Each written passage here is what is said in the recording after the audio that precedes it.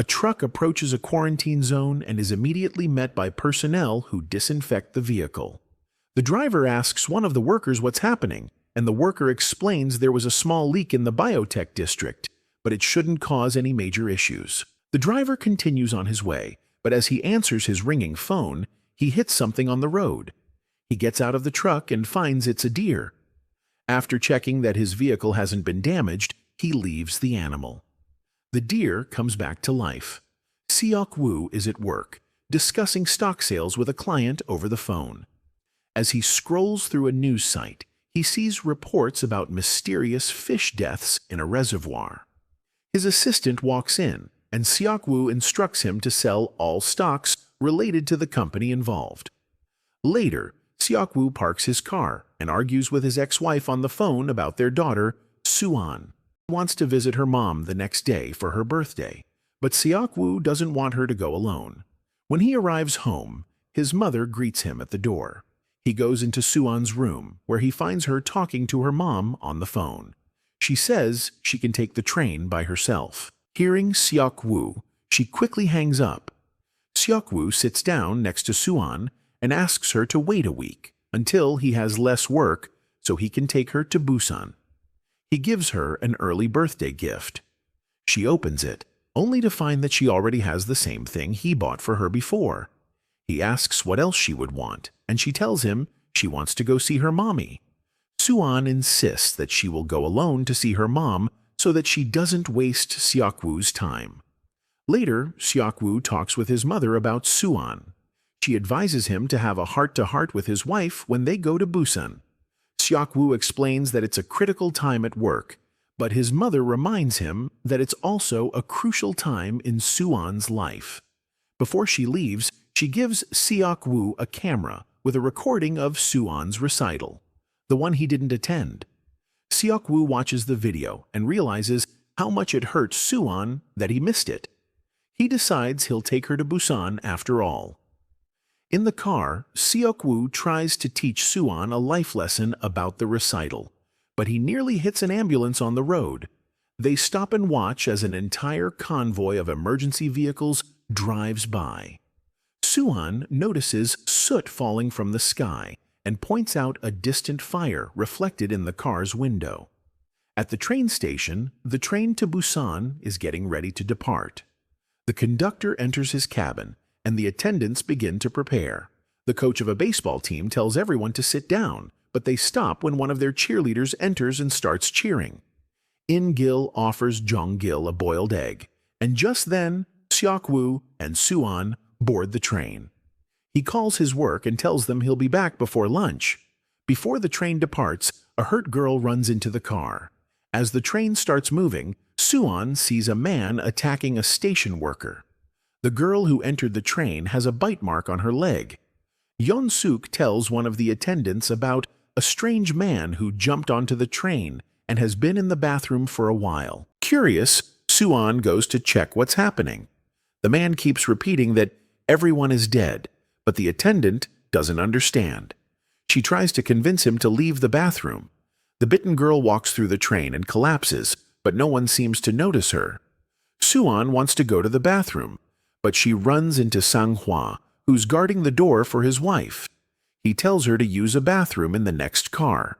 The female attendant finds the bitten girl convulsing and immediately calls for medical help. Seok-woo is suddenly awoken by his phone. When he notices that Suan is missing, he quickly checks with his assistant, who informs him that something major is happening nationwide. Seok-woo hangs up and starts searching for his daughter. Meanwhile, passengers in the car watch the growing chaos unfold on the TV. The attendant keeps calling her chief for guidance, but the bitten girl stands up and fully turns into a zombie. Her chief rushes toward the car when she doesn't respond. Suan, unaware of the unfolding danger, enters a toilet. The zombie girl attacks the attendant, biting her as they walk into a new car, frightening the passengers. The baseball team members are next, and the attendant turns into a zombie as well. All hell breaks loose. The chief attendant tells the passengers in the next car to run. Seok-woo, still looking for Suan, notices something is wrong in the other car. Suan hears the screams as well. People rush past them both as Seok-woo watches the chief being attacked by the zombie attendant, who quickly turns into one herself. Suan appears behind her dad, and he grabs her, running as they are chased by a horde of zombies through the train. Sang-hwa tells his pregnant wife, Seong-kyung, to hurry when he notices the chaos spreading. A zombie attacks a woman in front of them. At Seong-kyung's insistence, Sang-hwa tries to help, but ends up getting attacked. Seok-woo rushes into the next car, while Sang-hwa locks the attacking zombies in the bathroom. He tells his wife to run, but more zombies arrive. The rest of the passengers are still watching the unfolding chaos on TV as people from the other cars rush into the safe car. Seok-woo manages to get the door closed just before Seong-kyung reaches it. Sang-hwa fights off another zombie and enters the car, managing to close the door just in time before the zombies can break in. Seok-woo notices that the zombies don't seem to know how to open the door. He tells the man beside him to let it go, realizing that the zombies only attack when they see them. Seong-kyung covers the door, which helps calm the zombies down. The conductor announces that the train won't stop at the next town, and Yeon-suk talks to him over the intercom, asking if he even understands what's happening on the train. The conductor replies that the order came directly from the control center. Seok-woo's phone rings. It's his mom, worried about them. She tells him to take care of his daughter. As he talks to her, the woman on the other side of the phone turns into a zombie. Seok-woo realizes what's happened, but doesn't tell Suan. The train slows down, and as they pass a station, people begin to bang on the windows, pleading for help. Meanwhile, zombies attack them and tear them apart. A government official on the announcement system informs everyone that violent riots have broken out in several major cities, with many deaths. The government has shut down many areas. The people on the train check social media and see videos of people being attacked by zombies. The announcement continues, stating that a state of emergency has been declared. The people on the train have sealed the doors and are moving to the opposite direction to stay safe. Suan tells her dad that her mom's phone isn't working. Seok-woo sits her down while he tries calling. In-gil tells Jong-gil to take the seat next to them. The girl gives In-gil her seat in exchange. Sang-hwa sees Seok-woo and Suan approaching, still upset about how Seok-woo shut the door on them earlier. Seok-woo scolds the girl for being too selfless, telling her she needs to take care of herself first in these situations. Another announcement from the conductor informs the passengers that they'll be stopping at a station where the military has been deployed. Seok-woo overhears Yeon-suk speaking to someone on the phone, asking which cities are still open. It seems that the city where they're stopping isn't on the list. Seok-woo tells Suan to stay where she is and heads to the other car to make a call. Meanwhile, Sang-hwa asks Suan about her father. When she tells him that he's a fund manager, he comments, "So he's a bloodsucker." The kid agrees, and Seong-kyung tries to lighten the mood by giving her some candy. She then asks Suan to say hi to her baby and touch her belly. Suan feels the baby kick. Seok-woo calls a client, hoping for help. He asks about the city where they'll stop, and the man informs him that once they arrive, they'll be quarantined. When Seok-woo says his daughter is with him and asks for a favor, the man tells him not to go to the main square, but to head to the east square instead. He'll inform his men. Seok-woo notices the homeless man in the car and keeps an eye on him. The train arrives at the city where the military is supposed to be waiting, but no one is there. Yeon-suk pushes his way out first, and the rest of the passengers, including Seok-woo and Suan, follow. The remaining baseball team members walk out of the train with baseball bats in hand. One of the attendants leads the conductor to the zombie car. Yeon-suk meets them and insists that Busan is one of the only cities still open. He orders the conductor to uncouple the zombie car, but it can't be done. The conductor agrees that they should go to Busan directly, but insists on bringing the passengers back into the train first. As this happens, the the passengers walk through the empty station. Seok Woo and Suan enter a cordoned area, hoping to make it to the East Square. The homeless man follows them, having overheard the conversation, and insists on coming along. Suan wants to tell the others about what's happening, but she gets sad when her father doesn't let her. As the rest of the passengers head down the escalator, Sang-hwa notices something strange about the station. At the same time, a man appears at the end of the hallway where Seok-woo and Suan are standing. The homeless man runs after him. Seok-woo tells Suan to stay put and goes after the man. When the passengers reach the bottom of the escalator, they're shocked to see that the military personnel there have all turned into zombies. The horde of zombies attacks the passengers. Sang-hwa spots the danger in time and quickly pulls his wife, Seong-kyung, up the stairs so they can escape. Seok-woo receives a call from his client, telling him that he can't reach his men. Just then, a zombie attacks an officer in the hallway. The homeless man slips, and more zombies appear, eating the officer alive. Seok-woo rushes back to Suan, who nearly gets eaten by the zombies. Thankfully, Sang-hwa saves her just in time. Seong-kyung grabs her, and they run together. The baseball team waits for them at the door. Seok-woo struggles to fight off a zombie, but the homeless man helps him. He runs toward the door, and Sang-hwa opens it, holding it open for Seok-woo to get through. They all push the door closed, working together to lock it. Seong-kyung is almost at the train when she sees that some of the passengers are being overrun by the zombie horde. They run down the stairs, and some passengers manage to enter the train from the other side. Suddenly, the zombies break through the windows, falling onto the train. One zombie falls on Jong-gil, but it's too broken up to reach her. Seong-kyung and Suan run in the opposite direction, with the zombies chasing after them. Jong-gil is saved by an attendant and the cheerleader, and they make it into the train just in time. The other sister, the cheerleader, and the pregnant woman manage to get into another car.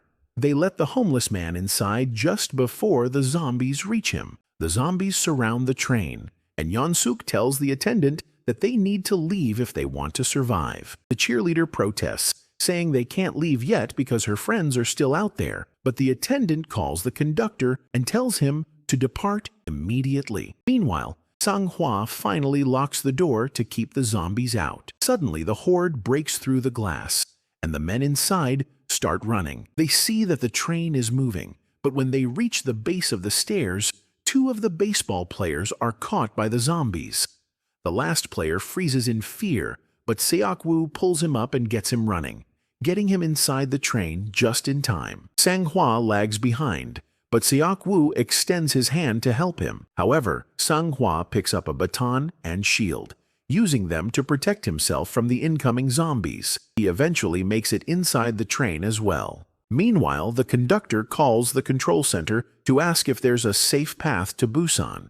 He's told to continue, but asks to be informed once they have contact with the station. Seong-kyung and the others are trapped between two cars filled with zombies. She notices an open toilet and signals for everyone to join her. They all get inside, but as Seong-kyung steps in, a zombie attacks her. They barely manage to hold off the door, but more zombies start coming in.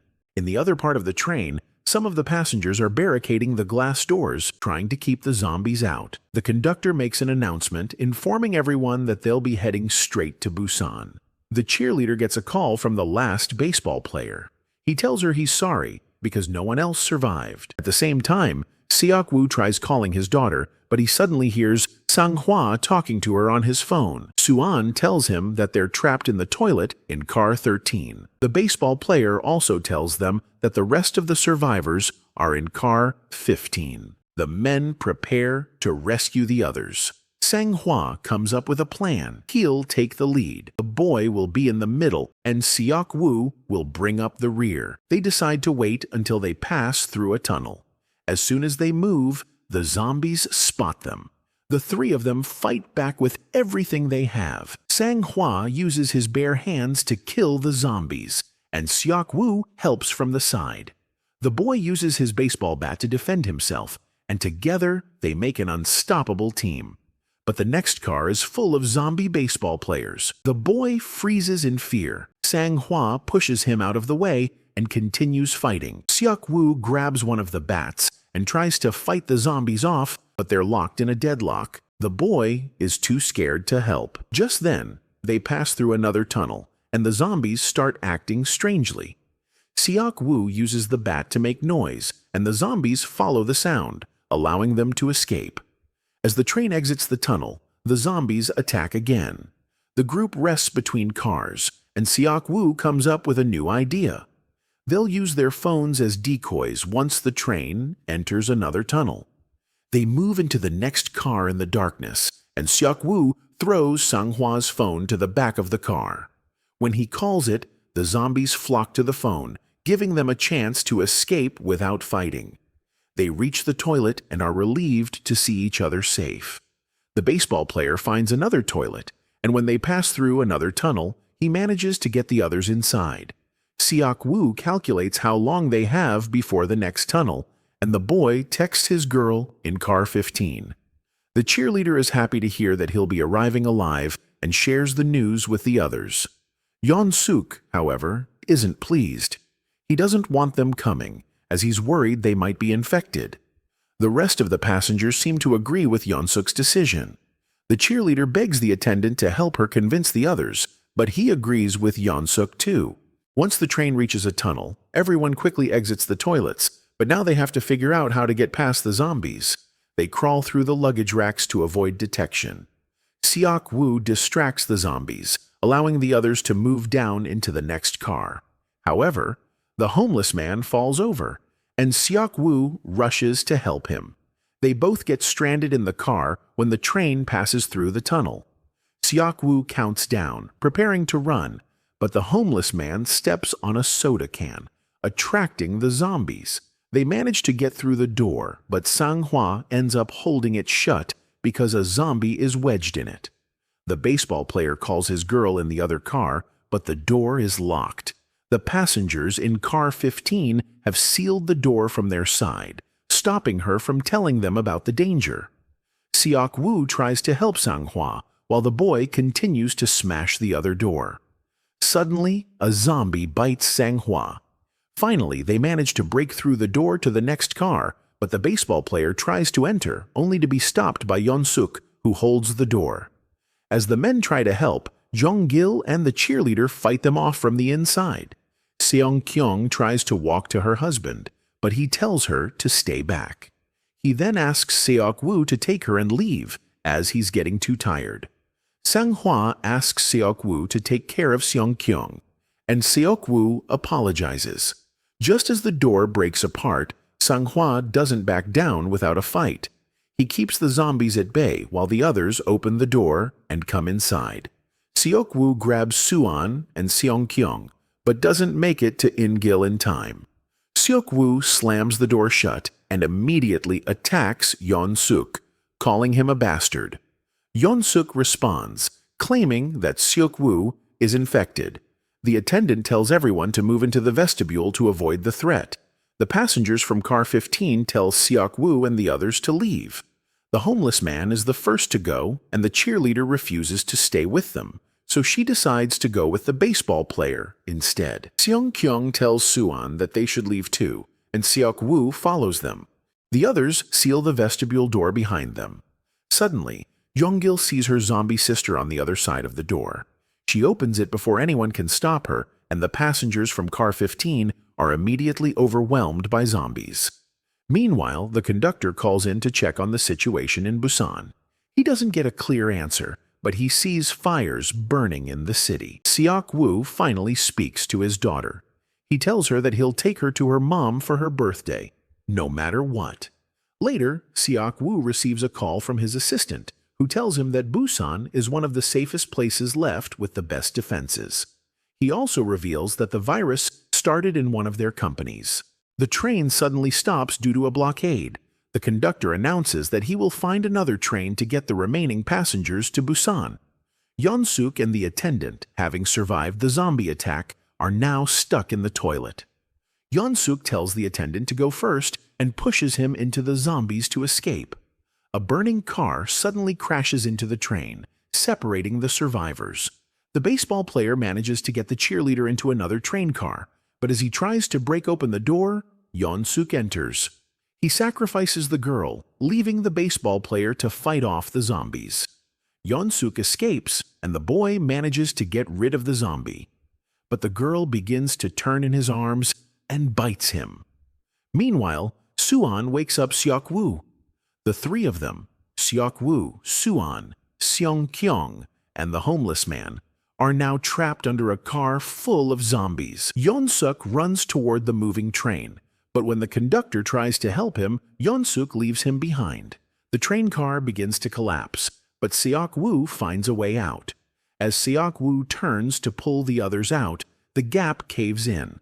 The zombies break through the windows, and the homeless man tries to stop them from getting to the girls. Seok-woo manages to open the gap again, and he and the others escape, leaving the homeless man behind. Seong-kyung, Seok-woo, and his daughter run from the horde, chasing after the moving train. All the zombies from the station run toward the train, piling on top of each other. The survivors get onto the train, but the zombies follow them. They manage to hold on to the train, and Seok-woo works hard to push them off. Eventually, he succeeds. The three of them search for the conductor, but instead, they find a half-turned Yeon-suk in the cabin. Yeon-suk manages to open the door. Seok-woo tells him that he's infected, and once the transformation is complete, Yeon-suk begins to attack. Seok-woo fights him off, with Seong-kyung helping by getting Yeon-suk off his back.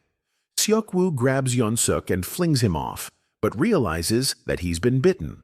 Before he turns, Seok-woo gets both Seong-kyung and Suan inside the cabin. He tells them where the brakes must be and what to do next. Seok-woo tells Suan to stay with Seong-kyung and make it to Busan, where it's safe. Suan refuses to let him go, but Seok-woo gently releases her grip. Before he can turn into a zombie, he exits the cabin, leaving Suan behind, crying and screaming after him. As he begins to transform, Seok-woo remembers the day Suan was born. In his final moments, he jumps off the train. Seong-kyung and Suan are forced to stop and leave the train when they reach a blockade on the tracks. They continue on foot through the rubble and past the bodies of the fallen. The two enter a dark tunnel where the military is waiting on the other side. A sniper locks his sights on them, but he's unsure if they're infected. An order comes through to kill them, but just as the soldiers are about to act, Suan begins singing her recital song. The soldiers hear the song and realize they're dealing with survivors. They make the call to let them through.